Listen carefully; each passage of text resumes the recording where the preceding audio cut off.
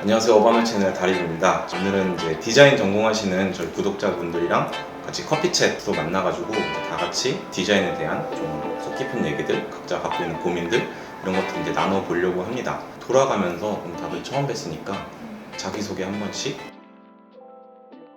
저는 조혜수라고 하고요.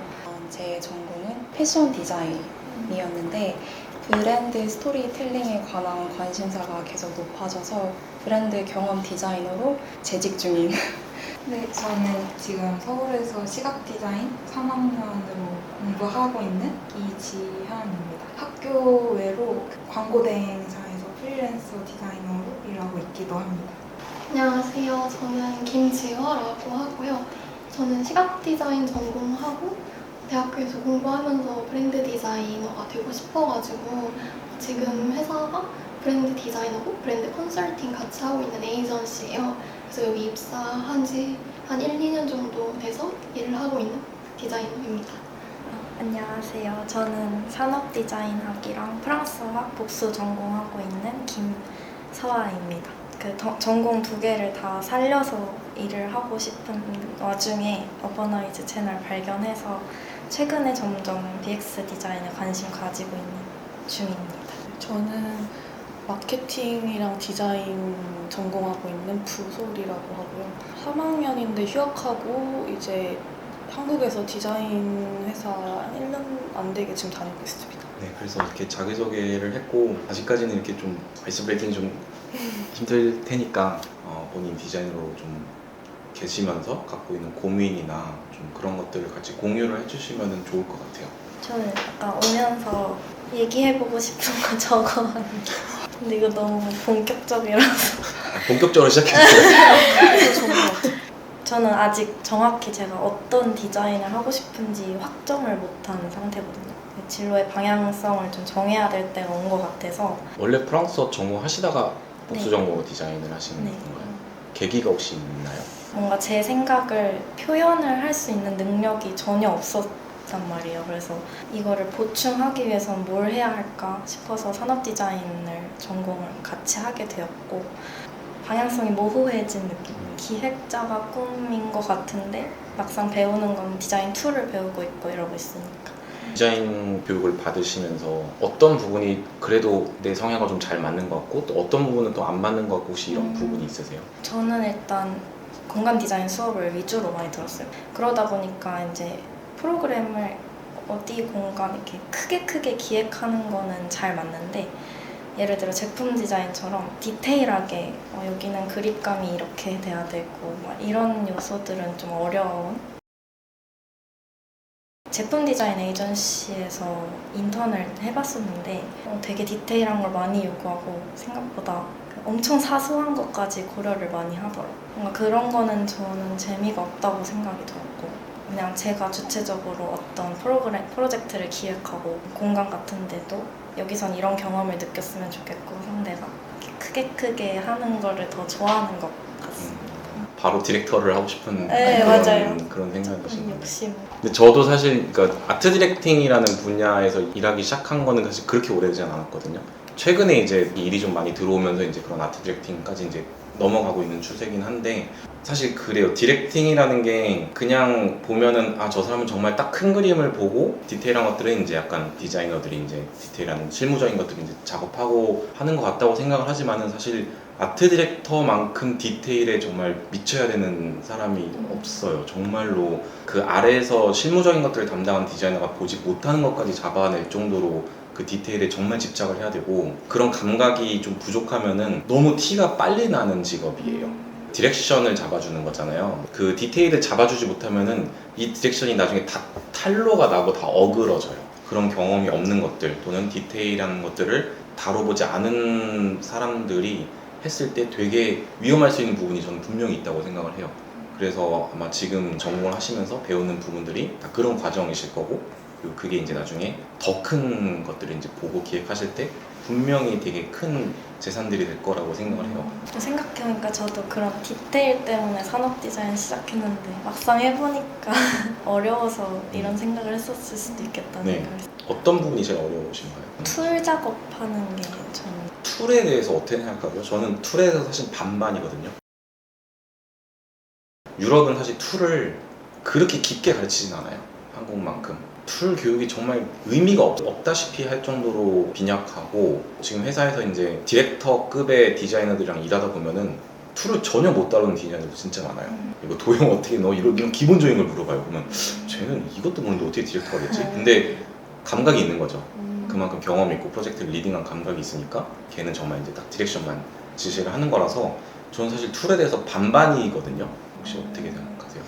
저희가 학교 다닐 때 제가 원래 마케팅이 조금 더 전공이거든요. 그래가지고 툴도 그냥 첫날부터 뭐 배운 거 하나도 없고 그냥 네가 알아서 프로젝트 주면은, 근데 한국에서 그런지 모르겠는데 그냥 프로젝트 주고 네가 야 이거 만들어라고 했고 툴 따로 배운 적은 한 번도 없었어가지고 그래서 저 지금 회사 다니는데도 툴에 대해서 저도 약간 한국 디자인 회사 다니면서 조금 자신 없어진 게 있긴 한 것 같아요. 저는 확실히 한국 이분들에 비해서는 툴 쪽으로는 진짜 스킬은 부족한 게 느껴져서 저도 약간 그런 거에 고민이 많긴 합니다. 저도 그 툴에 대해서 하고 싶은 얘기가, 저희 학교에서는 이제 그 디자인과 수업을 할 때 툴을 따로 가르쳐 주지는 않아요. 90% 이상의 대부분의 학생분들이 툴을 전문가급으로 되게 수준급으로 다루세요. 그런 거에 대한 니즈가 되게 한국에서 높다 보니까 그 플랫폼도 엄청 발전을 하는 것 같아요.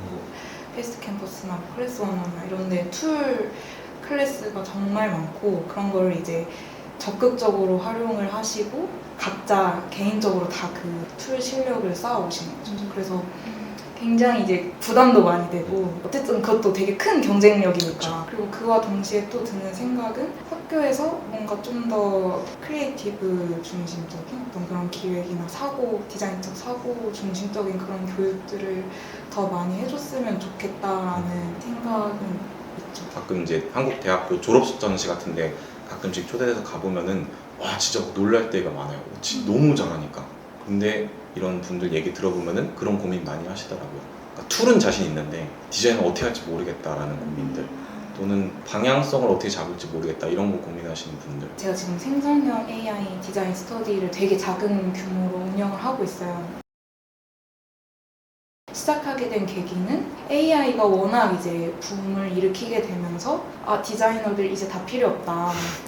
사람이 하는 거 필요 없다. 그런 얘기들 되게 많잖아요. 그래? 그러면 AI가 얼마나 대단한지 한번 보자 해가지고 이제 천천히 시작을 하게 된 건데, 계속 공부를 하면서 느끼는 게 AI 생각보다 별거 없네? 라는 생각이 드는 거예요. 그러니까 어떤 부분에서 그런가요?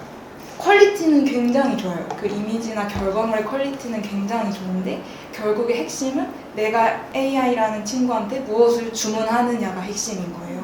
그러니까 결국에는 이 인간 디자이너의 어떤 상상력, 아니면 어떤 사고력, 약간 창의성, 약간 이런 게 더 중요해지겠구나라는 걸 많이 느끼고, 그래서 좀 더 본질적인 거에 대한 어떤 갈증을 많이 느끼는 것 같아요. 나는 어떤 거를 창작을 해야 하고 어떤 걸 디자인해야 하고 어떤 그런 디자인에 대한 태도랄지 약간 그런 본질적인 부분이 많이 더 건드리게 되더라고요. AI적인 부분에서도 저는 두 가지일 거라고 생각하는데, 첫 번째는 모든 예술이 발전해온 과정을 보면은 결국에는 그 특정 시대가 향유했던 것들의 바운더리가 깨지면서 이거를 향유할 수 있는 이용층이 넓어지고, 그러면서 발전해 온 형태로 항상 예술은 발전을 했어요.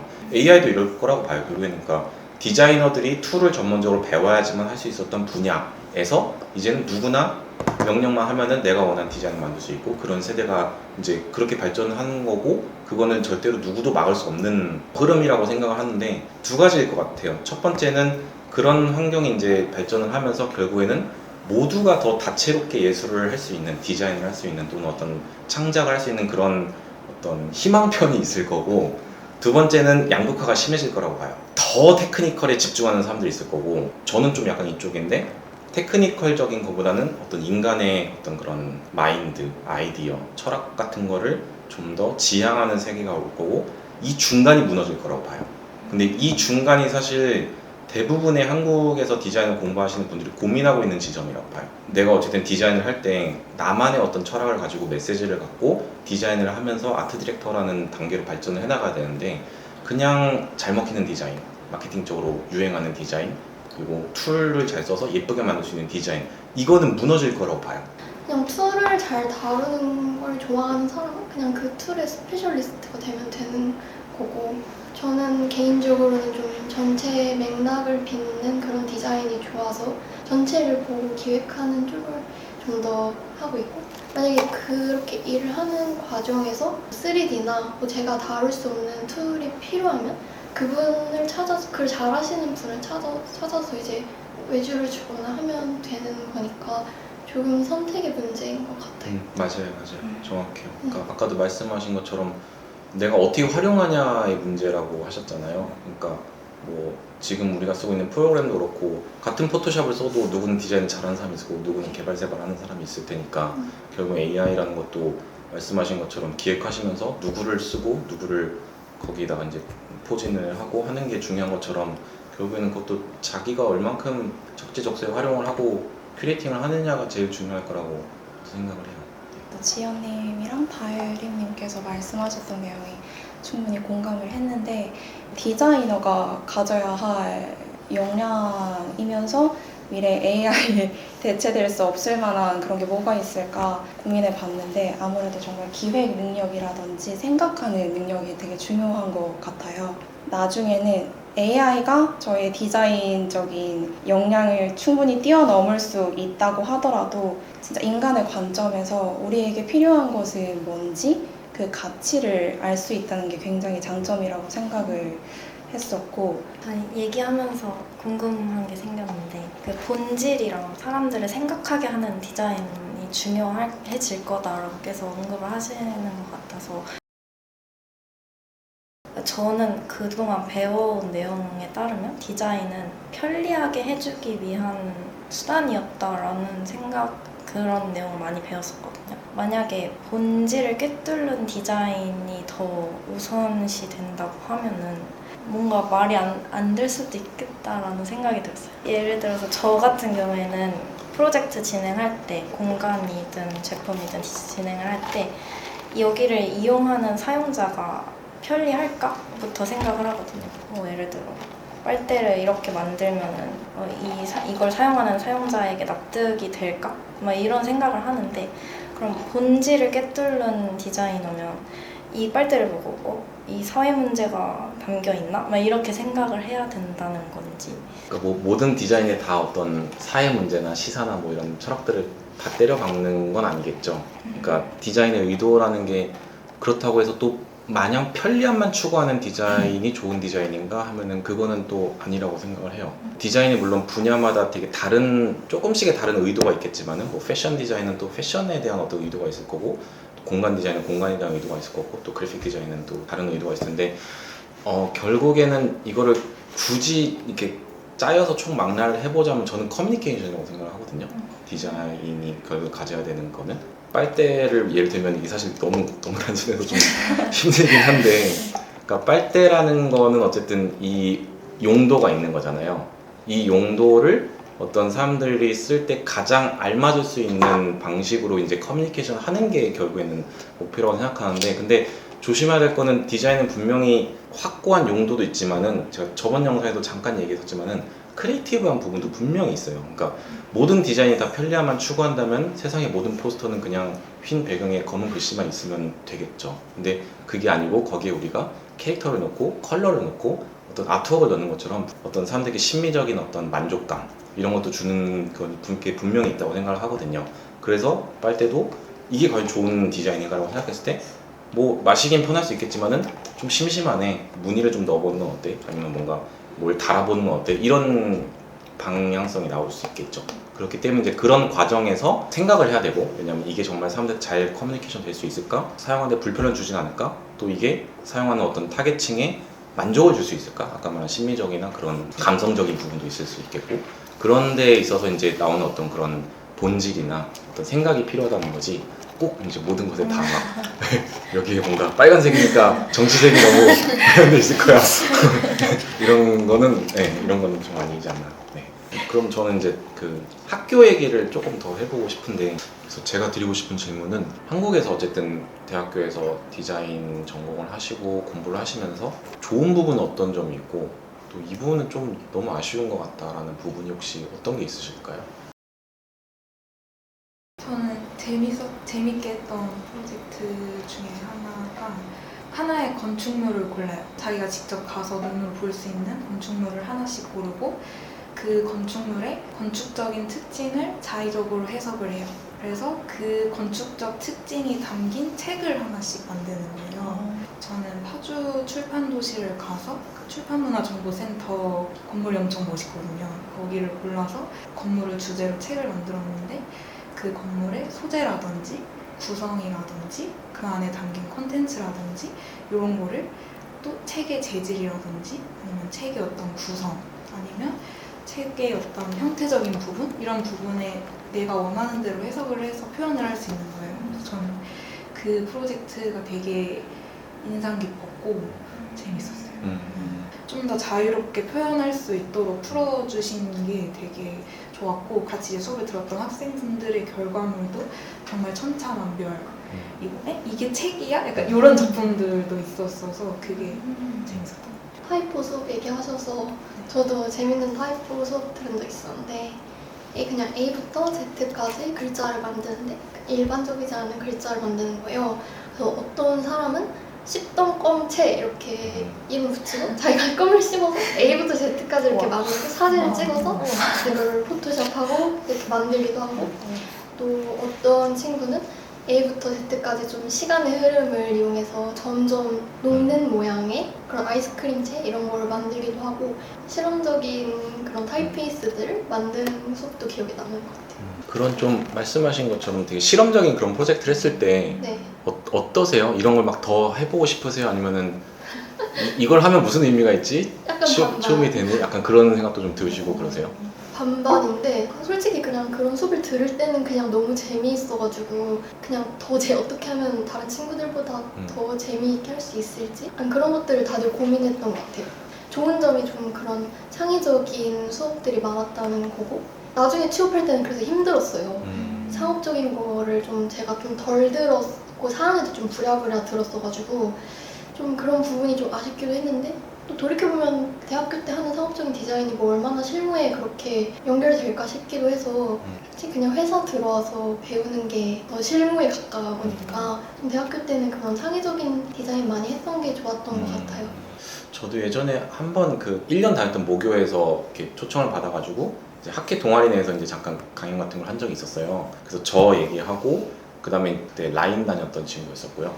그리고 또 한 명이 이제 그 부만남 형, 그때도 그 형은 자기 디자인 에이전시 하고 있었어서 이렇게 3명 얘기했었었는데, 그러니까 저는 어쨌든 유럽에서 공부를 했고 막 제 브랜드 하고 있었으니까 어떤 그런 상업적이고 실무적인 작업보다는 좀 더 이렇게 어떻게 자기 생각을 펼쳐내고 막 이런 것에 대해서 얘기를 하는데 막 학생들 눈이 막 반짝반짝 거리더라고요. 너무 재밌어갖고 그러니까 이런 것들을 들을 기회가 그렇게 많지는 않으니까 그 끝나고 이제 그 학생들이 이제 디프리를 가서 이제 치킨 먹으러 갔는데 앉아가지고 이제 치킨 먹으려고 하는데 우르르 다 그 라인이라는 친구한테 몰려와가지고 포트폴리오 보여주고 어떻게 하면은 그 회사에서 이렇게 할 수 있냐 뭐 이런 거를 막 다 물어보더라고요. 저는 옆에서 치킨 먹고 있고 그래서 한편은 되게 씁쓸하면서 또 한편으로는 한국이라는 어쨌든 사회 분위기가 그래도 좀 실무적으로 강하고 간단한 디자인을 잘하는 학생들을 뽑는 분위기라면 이게 현실이겠구나. 내가 아무리 어떤 그런 실험적인 얘기 뭐 그런 걸 해도 결국에는 이쪽에 더 관심을 가는 건 어쩔 수 없겠구나라는 생각이 들면서 한쪽으로는 이해도 되면서 좀 한쪽으로는 좀 씁쓸하더라고요. 근데 저는 어쨌든 학생 때는 그래도 어쨌든 회사 가면은 계속 그런 작업 많이 할 텐데 그래도 학생 때 그런 재밌는 어떤 실험적인 타이포 작업들, 책 만드는 작업들 이런 거 할 기회가 솔직히 어디 있어요. 나중에 회사 가면은 그런 걸 좀 많이 하는 기회가 주어지는 게 좀 중요하지 않나라고 생각을 해요. 이제는 좀 일하시는 분들도 계시고 하니까 한번 그 얘기도 같이 해보면 좋을 것 같은데.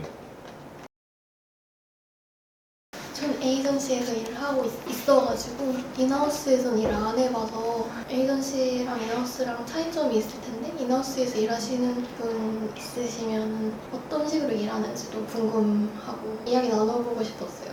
인하우스 디자이너로서 일을 시작했을 때 이 브랜드 색깔과 나의 색깔이 정말 결이 잘 맞아야 흡수가 되겠구나 라고 생각을 했었어요.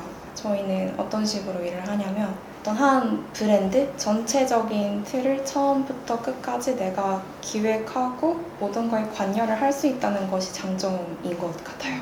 만약에 에이전시 같은 경우에는 어떤 브랜드 컨설팅 의뢰가 들어왔을 때 거기에 대한 기초적인 BI 작업을 진행해 줄 수 있지만 뒤에 이어지는 작업들에는 제가 관여를 하지는 못하니까 뭔가 그런 거에 있어서의 메리트는 조금 더 강하지 않나. 약간 그런 부분도 궁금한데 이제 이너스 같은 경우에는 조금 더 다른 부서들하고 협업할 일이 좀 더 많을 것 같은데 그래서 뭔가 디자인보다 소통에 쓰는 시간이 좀 더 많지 않을까 싶기도 하는 거예요. 네. 디자인 하나하나 뭔가 다 설득을 해야 될 것 같은 실제로 일하실 때 그런 부분을 어떻게 느끼시는지도 궁금했어요. 그 말씀하신 부분이 어떤 고민인지 알겠어요. 그러니까 디자인 일만 하는 게 아니라 다른 부서와도 어떤 그런 연계가 계속 있어야 되고 소통해야 되고 그런 부분이 있는데, 그러니까 이것도 뭐 회사마다 다르긴 하겠지만은, 그러니까 저도 팀 안에서 뭐 프로듀서가 있고 마케터가 있고 뭐 그로스 매니저가 있고 디자인 리드가 있고 뭐 이제 막 그렇게 있는데, 약간 저희 회사는 분위기가, 그러니까 내가 디자인을 할 때 다 막 결제를 받아야 되고 소통을 해서 맞춰야 되고 이런 분위기보다는 적재적소에 내가 필요할 때 전문가들을 딱 불러서 조언을 얻을 수 있다는 약간 느낌이거든요. 예를 들어서 뭐 이번에 뭐 핀터레스트 뭐 캠페인을 할 때 데이터가 좀 필요하다 그러면은 바로 데이터 아날리스트랑 미팅 잡고 이렇게 물어보고, 그래서 브리프 좀 받고, 그리고 뭐 저번 관련해서 자료가 필요하면은 그로스 마케터한테 물어봐가지고 저번 데이터 쫙 뽑아서 이렇게 달라고 하고, 약간 그런 거를 적재적소 받아서 약간 든든한 느낌? 그리고 일정이나 이런 거는 프로듀서가 좀 이렇게 관리해주고, 네. 그래서 아, 나는 그냥 정말 디자인만 생각하면 되는구나, 오히려 그런 장점이 좀 있어가지고 예, 그 부분이 저는 좋은 것 같고, 그리고 이 부분도 약간 좀 다른데, 저는 오히려 부서가 워낙에 많고 크다 보니까 다 관리를 못한다는 또 그런 게 있는 것 같아요. 그러니까 디자인을 할 때 정말 딱 내가 하는 것만 하고 네. 그 외에 어떤 다른 뭐 마케팅 부서팀 뭐 다른 것들은 다 얘네가 다 하니까 굳이 내가 그거 이거 어떻게 돼가 뭐 저번에 한 거 잘 됐어라고 물어보지 않으면은 네. 그냥 이렇게 쑥 넘어갈 수 있다는 거.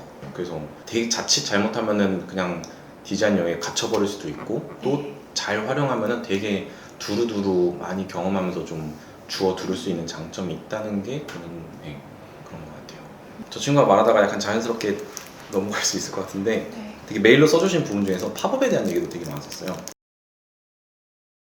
요즘 되게 트렌드잖아요. 한국은 네. 성수동 가면 정말 온갖 팝업이고, 거기에 대해서 좀 얘기하고 싶은 분들이 되게 많으시더라고요. 그래서 혹시 팝업 요즘 재밌는 데 가보신 적 있으신가요?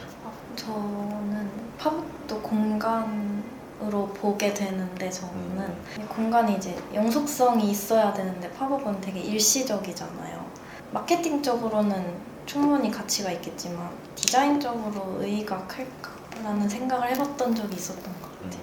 성수동에 이번 주만 팝업 뭐 40몇 개 뭐 이런 거 봤었는데 그래서 그거 보고 약간 저희 회사도 팝업 기획하거든요. 그래서 우리 회사 괜찮나? 약간 이런 느낌이긴 했는데 근데 막상 대표님이 근데 아직도 점점 잘 된다고 하더라고요. 뭐 어떤 사람들은 뭐 댓글 보면 그런 거 질린다, 다 똑같다 이러면서 조금씩만 바뀌고 맨날 또 생기고 또 생기고 이러는데 막상 매출 보면은 매출이나 브랜드랑 리뷰 보면은 오히려 계속 만족하신다고 하시더라고요. 저는 팝업이라고 하면은 그냥 광고의 지면이 3D로 바뀐 거로 생각을 해요. 지금 성수를 가보면 그냥 광고판이다 그냥. 광고판. 그래서 건물주들은 그 공간을 지면이라고 생각을 한대요. 광고 지면. 그래서 그거를 대기업들한테 판매를 하는 거죠. 이 공간 팝업으로 써도 되니까 2주 정도, 한 달 정도. 그러면 거기서 광고를 하는 것처럼 이렇게 쓰는 거죠. 좀 러프하게 표현을 하자면 고객 경험의 가치라는 탈을 쓴 기업들의 돈벌이다. 약간 이런 느낌이 좀 없지 않아 있는 것 같고. 저도 동의해요. 네. 그리고 소비자로서도 팝업이라는 그 단어와 개념에 약간 이제 피로도가 오지 않았나, 오는 시기가 되지 않았나라는 생각이 들고, 그리고 며칠 전에 그런 기사를 봤어요. 팝업이 성수동에 막 일주일에 40개, 더현대도 앞으로 1년치의 팝업 스케줄이 다 차 있다고 해요. 그러니까 이제 진짜 팝업을 안 하는 브랜드가 없을 정도로 성행하는데, 이 팝업을 운영함으로써 나오는 그 쓰레기의 양이 어마어마하다고 하더라고요. 저도 그 생각이 좀 그럼 그런 환경적인 문제도 고려를 해봐야 될 것 같아요. 아까 하신 말씀이 되게 저도 되게 공감을 많이 하는데, 팝업이란 게 사실 원래는 소규모 브랜드나 경험이 많지 않은 브랜드가 자기 거를 이제 홍보하기 위한 목적으로 이렇게 작게 시작한 게 사실 팝업이잖아요. 근데 와서 직접 보니까 다 대기업 브랜드더라고요. 사실 우리가 공간을 갈 때 재밌다고 느끼는 공간은 사실 프랜차이즈가 많이 없는 공간에 갔을 때 재밌다고 느끼잖아요. 다 어떤 개인 카페, 개인 편집샵들, 그리고 이번에 갔던 수원 행궁동도 그런 부분이 사실 재밌었는데 이런 부분을 이제 대기업이 어떻게 파고들지를 공략을 하다가 이제 사실 잘 떠올린 게 사실 팝업인 거죠. 왜냐면 그만큼 낯설고 대기업답지 않은 공간으로 포지셔닝을 만들 수 있으니까. 그리고 어쨌든 한국은 굉장히 어떤 변화의 속도가 되게 빠른 나라잖아요. 그런 부분에서 대기업이 본인의 되게 거대한 무게로 그만큼 속도로 움직일 수가 없으니 뭐 요즘 흔히 말하는 MZ세대나 그런 빨리빨리 변하는 시장을 최대한 딱 히트앤런으로 그냥 공략할 수 있는 가장 사실 완벽한 형태가 팝업이었던 거죠. 트렌드가 워낙에 빨리 바뀌니까 대기업 입장에서는 되게 크게 투자를 해서 딱 지속적인 어떤 그런 대규모의 프로젝트를 했는데 이게 사실 반응이 없으면 거기에 대한 손해가 엄청나게 막심하니까 짧게 빨리 할 수 있는 걸 딱 보고 뭐 이번에 예를 들어서 패션 브랜드가 컬렉션 런칭했다 하면은 짧게 딱 팝업으로 해서 반응 보고 또 빠져나오고 또 다음에 또 방향 바꾸고 이런 식으로 할 수 있는 사실 방식이라서. 그리고 두 번째는 말씀하신 것처럼 이게 어쨌든 계속 지속될수록 되게 획일화되겠다. 그만큼 자본을 넣어서 사람들한테 잘 먹히는 걸로 방향이 가다 보면은 당연히 비슷비슷해질 거고 또 그 안에서 말씀하신 것처럼 또 더 자극적인 것들이 나올 거고 하다 보니까 결국에는 이게 또 되게 획일화 될 거고 이게 또 그냥 마케팅의 어떤 디폴트가 되겠구나라는 좀 그런 걱정 좀 들더라고요. 이제 각자 마지막으로 혹시 질문 있으시면은 뭐 디자인에 대한 것도 괜찮고 네. 저에 대한 것도 괜찮고 뭐 영상에 대한 것도 괜찮고 어떤 것도 괜찮아요. 트렌드 조사나 혹은 작업에 대한 영감을 어떻게 받으시는지 되게 궁금했어요. 그게 뭐 음악이 될 수도 있고 책이 될 수도 있고 영화가 될 수도 있고 아니면 즐겨보는 웹진이 될 수도 있고 해서 네, 한번 여쭤보고 싶었습니다. 저 같은 경우에는 책을 읽을 때, 영화 볼 때, 드라마 볼 때, 모든 걸 할 때 이거 되게 인상 깊다 하는 단어나 구절을 메모를 해놔요. 인스타 비공개 계정이나 아니면 이런 수첩 같은 데다 메모를 해놓고 이게 언젠가는 쓰이거든요. 그게. 그러면 예를 들어서 불안이라는 책에서 맹아력이라는 단어가 인상 깊었어가지고 제가 모르는 단어였어서 검색했는데 뜻이 좋은 거예요. 그래서 그거를 적어놨다가 최근에 발표 클리닉 수업 때 나를 브랜딩 해보는 수업이 있었는데 거기서 또 활용을 하고 막 이런 식으로 영감을 계속 적어놔요. 교수님께 배웠던 방식을 말씀드리면 메가 트렌드에서 찾아내는 경우도 많고 고령화라던가 ESG, 막 체리슈머 막 이런 거에서 뽑아가지고 정말 상업적인 영감을 낼 수도 있고 막 이런 것 같아요. 진짜 많은 자료가 있는데 거기서 인사이트 뽑아내는 능력도 진짜 중요한 것 같아요. 네, 정말 중요하고 네. 저는 영감에 대해서 얘기를 할 때 네. 조금 조심스러운 부분 중 하나가 이건 그냥 제 개인적인 성향인 건데 그러니까 네. 영감 아카이브 이런 채널 되게 많으시더라고요. 그래서 자기가 그냥 일상을 살다가 그냥 영감 받는 것들 이렇게 사진 그냥 올려놓고 이런 것들이 있는데 저는 그러니까 영감을 받을 때 그러니까 무턱대고 안 받았으면 좋겠어요. 물론 이제 뭐 책을 읽다가 어느 단어가 꽂혀서 영감을 받을 수도 있고 또 길을 가다가 어떤 간판을 봤는데 그게 영감이 될 수도 있고 그래서 그걸 그냥 찍어서 이렇게 아카이브를 하는 것도 되게 좋다고 생각하는데 네. 왜 이게 나한테 영감이 됐는지를 한 번 더 생각을 해봤으면 좋겠어요. 그러니까 사실 저도 옛날에는 막 찍었다가 네. 안 보거든요. 결국에는 다시 시간 가면은. 근데 저번에 예술 작품 얘기를 하면서도 그냥 예술을 보고 이렇게 지나치는 게 아니라 이 예술이 어떤 메시지를 주는지 생각을 해보는 걸 키우는 게 되게 중요하다고 했잖아요. 네. 영감도 이 건물이 뭔가 되게 마음에 들어, 뭔가 느낌을 줘 하면은 그냥 딱 찍어서 이거 괜찮은데 나중에 써먹어야지 이게 아니라 여기에 어떤 부분이 내가 좋게 느껴지는 거고 오늘 다르게 느껴졌을까를 한 번 더 생각을 해보면 더 큰 도움이 된다고 생각을 해요. 거기서 내가 뭘 뽑아낼 수 있는지를 확인을 하고 생각을 해보고 해야 나중에 뭐 디자이너든 아트 디렉터가 됐든 그 많은 레퍼런스에서도 이걸 읽을 줄 아는 힘이 생긴다고 봐요. 이게 약간 길러진다고 좀 생각을 하거든요. 그래서 그런 부분도 같이 생각을 해주시면 더 좋을 것 같습니다. 저 엄청 동의하는 게 네. 저는 이렇게 맹활약이라는 단어를 봤을 때 그 옆에다가 나를 성장시키는 단어 막 이런 식으로 내가 왜 인상이 깊었는지 어디에 사용할 수 있을 것 같은지를 또 적어놔요. 이런 식으로. 맞아요. 저는 프랑스에 특화된 디자인적인 특징들이 궁금해요. 다른 유럽 국가랑 좀 비교해서 말씀을 드리면은 위로 올라갈수록 디자인이 되게 실용적이고 단순해지고 밑으로 내려갈수록 되게 자유분방해지고 예술적이게 돼요. 이거는 기후랑도 관련이 있어요. 추운 곳에 살기 때문에 그만큼 디자인이 삶과 밀접하게 연결이 돼서 실용적이어야 돼요. 생존과 결정되는 문제이기 때문에. 근데 밑으로 내려갈수록 날씨가 따뜻하니까 생존보다는 그런 것들이 더 발달해요. 장식이라든지. 독일 뭐 북유럽 가보면 건물이 되게 단순하잖아요. 근데 스페인 막 이탈리아 이런 데 가보면 되게 화려하잖아요. 그래서 프랑스도 디자인 자체가 어떤 독일, 뭐 덴마크, 스웨덴 이런 데랑 비교했을 때 좀 덜 실용적이고 좀 더 아티스틱한 부분이 좀 있어요. 그리고 되게 보수적이에요, 생각보다. 그러니까 프랑스 하면 그래도 사람들이 뭔가 되게 오픈마인드고 이럴 것 같은데 오히려 프랑스 사람들은 전통에 너무 갇혀있기 때문에 새로운 걸 시도를 하려고 하지 않아요. 그래서 디자인도 뭐 파리 가셔서 뭐 명품 브랜드 캠페인 디자인 보시면은 진짜 별거 없을 거예요. 사진 하나 있고 루이비통, 사진 하나 있고 셀린느, 빵집도 그냥 여기서 보는 막 그런 귀엽고 아기자기한 이런 디자인 하나도 없고 그냥 빵집. 어떻게 보면 되게 예술적일 것 같지만은 또 반대로는 엄청 보수적이고 새로운 시도 잘 안 하려고 한다. 그렇게 보수적인 곳에서 브랜딩 디자인하기는 진짜 어렵지 않아요? 어떻게 보면 더 쉽죠. 왜냐면 더 쉽- 뻔하니까. 아. 네. 광고나 요즘 스타트업플 같은 것도 보면은 되게 뻔해요. 되게 뻔하고 그냥 사람들이 그걸 좋아해요? 아니면 더 새로운 걸 찾아? 젊은 세대는 이제 그런 거를 잘 안 받아들이죠. 유튜버 중에서 막 이거를 빡 까는 그런 유튜버들도 많고. 그래서 프랑스가 유독 그 젊은 젠지 세대가 되게 틱톡이나 스냅챗 사용률이 엄청나게 많거든요. 제가 볼 때는 그런 것 같아요. 이 간극이 너무 심하니까. 우리나라는 뭐 지하철 광고나 요즘 하는 서비스가 되게 젊잖아요. 뭐 쿠팡 뭐 이런 것들 커뮤니케이션 하는 방식도 그렇고 토스 같은 뭐 금융 서비스도 되게 젊은 방식으로 하잖아요. 이런 게 프랑스에 이제 많이 없다 보니까 되게 젊은 애들은 약간 이쪽에 몰려 있는 느낌?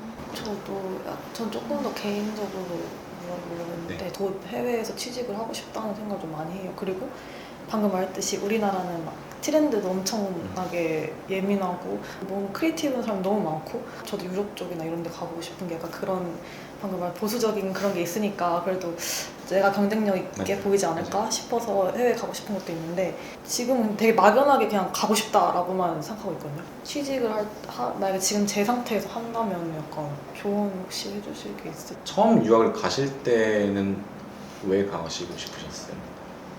그냥 어쩌다가 간 거기 때문에 제가 중학교 때부터 가가지고 좀 아. 해외 생활을 오래 해서 한국이 답답한 것도 있긴 해요. 한국에서는 어떤 부분이 답답하세요? 그냥 해외 나갈 때만 좀 더 자유로워지는 느낌? 내가 한국인이 아니고 외국인일 때 더 그냥 자유로워진 거 있잖아요. 약간 그런 느낌이 좋아서 그런 것 같긴 해요. 자신감도 뭔가 생기는 것 같고 약간 저는 여기에 대한 답변을 아까 말씀드린 성장이라는 키워드에 좀 빗대어서 얘기를 드리고 싶은데 많은 사람들이 사실 유학에 대해서 얘기할 때 그렇게 좀 많이 꼬드기잖아요. 해외에 나오면은 한국에서만 답답했던 어떤 그런 삶을 더 뭔가 표현할 수 있는 기회가 있고 그러니까 되게 어떤 희망적인 부분을 많이 얘기하잖아요. 근데 그러니까 사실 해외에 나가면 자유롭게 느껴지는 건 맞아요. 왜냐면은 아는 사람이 없으니까 부모님도 여기 안 계시고 내가 뭘 해도 나를 모르는 사람들이니까 더 그런 것도 있고 다른 문화권에 있으니까 오히려 내가 더 눈치를 적게 느껴지는 부분이 있는데 그러니까 그거를 조심해야 될 것 같아요. 그러니까 이게 정말 일시적으로 내가 느끼는 자유인지 아니면 정말 내가 여기서 사회인으로서 어떤 혜택 같은 걸 정말 내가 느끼는 건지 그거를 좀 조심해야 될 것 같아요. 그러니까 저도 처음에 프랑스에 갔을 때는 그냥 막 다 좋게 보였거든요. 프랑스지 뭐 와씨 이게 막 울랄라 막 이러면서 막 그랬었는데 오래 사니까 오히려 더 시야가 좁아지는 게 있더라고요. 언어적인 부분들, 문화적인 부분들이 이제 다르다 보니까 나를 오히려 더 닫게 되고 내가 편한 바운더리에 자꾸 있고 싶게 되고 그래서 오히려 한국에 있을 때보다 더 갇히더라고요. 당연히 외국인이랑 대화하면 스트레스도 받고 안 맞는 부분도 막 많고 하다 보니까 그래서 내가 과연 해외에서 느끼는 어떤 그런 이점들이 어떤 베네핏들이 내가 일시적으로 그냥 자유로워서 그냥 느끼는 그런 베네핏인지 아니면 정말 내가 여기서 뭔가 실력적으로 뭔가 해볼 수 있고 성장할 수 있는 그런 그 오퍼튜니티들이 있는지 그거를 확실하게 아마 잘 좀 파악을 하셔야 될 것 같고 저는 한국에 올 때마다 좋아요. 왜냐면은 재영이랑 같이 다니면서 이런 사람들도 만나고 저런 사람들도 만나고 또 그러면서 또 프로젝트가 생기고 거기서 또 오는 성장적인 어떤 그런 목마름이 해결될 때가 있어요. 그리고 프랑스에서는 얼마 전까지 이걸 너무 못 느꼈어서 회사를 다니면서 프랑스에서 있는 게 정말 너무 지겨워서 떠나려고 하다가 갑자기 핀터레스트 이식이 돼서 이제 남아있게 된 케이스인데 그래서 잘 한번 생각해 보셨으면 좋겠어요. 물론 한국이 답답하시겠지만은 그럼에도 불구하고 내 언어를 쓰고 내 정서를 공유할 수 있는 사람들 앞에서 내가 활약을 할 수 있다는 게 어느 나라에서도 느낄 수 없는 베네핏이에요. 그런 부분에서 내가 성장할 수 있는 것들이 더 클지 아니면 해외에 나가서 뭐 좀 불편한 부분도 분명히 있겠지만은 그래도 거기서 더 뭔가 성장할 수 있는 것들이 더 크게 보일지를 한번 잘 비교를 하셔서 결정을 하셨으면 좋겠어요. 네, 그래서 오늘 이렇게 구독자분들 만나서 같이 디자인 얘기도 하고 해봤는데 어떻게 마무리를 해야 할지 잘 모르겠지만은 그래도 저 개인적으로는 사실 한국에서 이런 학생분들 좀 디자인 쪽에서 이제 일하는 주니어 단계인 분들은 사실 만날 기회가 그렇게 많지는 않은데 이렇게 만나서 각자 갖고 계신 고민들, 생각들 그리고 한국은 요즘 또 어떤 분위기인지 들을 수 있어서 좋은 시간